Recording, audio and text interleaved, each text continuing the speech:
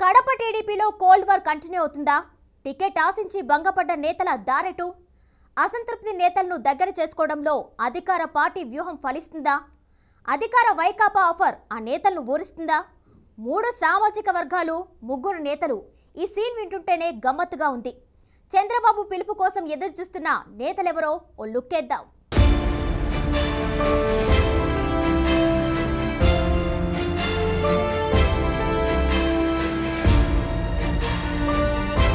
రాబోయే ఎన్నికల సమరానికి అన్ని రాజకీయ పార్టీలు గెలుపు గుర్రాలను ఎంచుకునే పనిలో పడ్డాయి. ఈ ఎంపిక ప్రక్రియలో అక్కడక్కడా చిన్న చిన్న గ్యాప్లు వస్తుంటాయి. ఆ గ్యాప్ ను అందుకోవడంలో పక్క పార్టీ వ్యూహం రచించడం కూడా కామన్. ఇదే తరహా రాజకీయం ఇప్పుడు కడప నడిబొడ్డున రచ్చలేపుతుంది.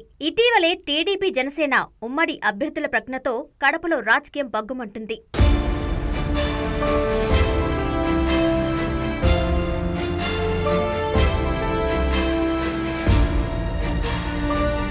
ఉమ్మడి అభ్యర్థుల జాబితాలో కడప జిల్లా నుంచి 4 సీట్లు ప్రకటించారు. కడప నియోజకవర్గ ఇన్ఛార్జిగా ఉన్నటువంటి రెడ్డప్పగారి మాధవిరెడ్డిని కడప అభ్యర్థిగా ప్రకటించడంతో టీడీపీలో వర్గ విభేదాలు చాప కింద నీర్లా సాగుతుంది. అభ్యర్థుల ప్రకటనలో తమ పేరు ఉంటుందని ఆఖరి వరకు వేచి చూసిన లక్ష్మీరెడ్డి కుటుంబం, మాజీ ఇన్ఛార్జ్ అమీర్ బాబులు భంగపడ్డారు.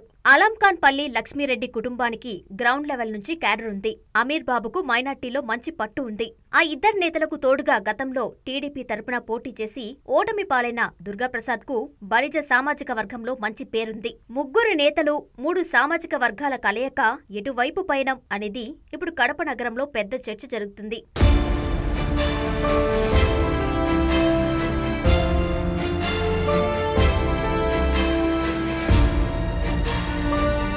కడప టికెట్ ప్రకటించే సమయంలో గాని, ప్రకటించిన తర్వాత గాని ఈ 3 నేతలతో సంప్రదింపులు జరపకుండానే టికెట్ ప్రకటించినట్టు సమాచారం.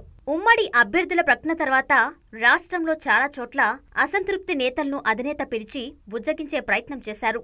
రాయచోటి టికెట్ విషయంలో సుగవాసి కుటుంబాన్ని పిలిచి రాంప్రసాద్ రెడ్డి గెలుపునకు కృషి చేయాలని అధినేత ఆదేశించారు. కానీ కడప సీట్ విషయంలో ఎవరో కొత్త వ్యక్తులు వచ్చి ఈరోజు మేము ఎమ్మెల్యేగా నిలబడతామంటే ఈ మధ్య జాయిన్ వాళ్ళ కార్యకర్తల గురించి ఏం తెలుస్తుంది? వాళ్ళు కూడా వేరే పార్టీ నుంచి వచ్చిన వాళ్ళే, ఆ వైసీపీ క్యాడర్ నుంచి వచ్చిన వ్యక్తులే. ఏ విధంగా మేము వాళ్ళని స్వీకరించాలా, ఎట్లా స్వీకరించాలో చెప్పండి. ఈ 10 ఏళ్ల నుంచి మా విషయ వ్యవహారాలనే ఆయనకు తెలుసు. ఈ 3 నేతలకు ఇప్పటికీ పిలుపు రాలేదు. దీంతో ఈ 3 నేతలు భవిష్యత్ కార్యాచరణపై దృష్టి పెట్టినట్లు సమాచారం. ఈ గ్యాప్ ను గమనించిన అధికార వైసీపీ 3 నేతలకు వైకాపాలోకి ఆహ్వానం పంపడానికి నేతలను రాయబారానికి పంపినట్టు తెలుస్తుంది. పార్టీలోకి వస్తే సముచిత స్థానం ఇస్తామని హామీ సైతం ఇచ్చినట్టు టాక్ నడుస్తుంది.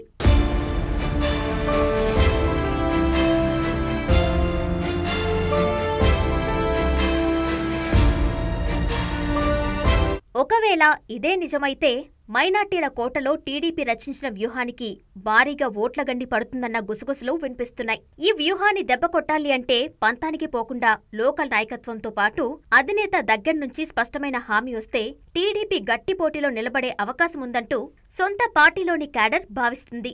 అసంతృప్తి నేతలను పక్క పార్టీకి లాక్కెళ్తారా, సొంత పార్టీలో కొనసాగుతారా తెలియాలి అంటే మరికొన్ని రోజులు వేచి చూడాల్సిందే.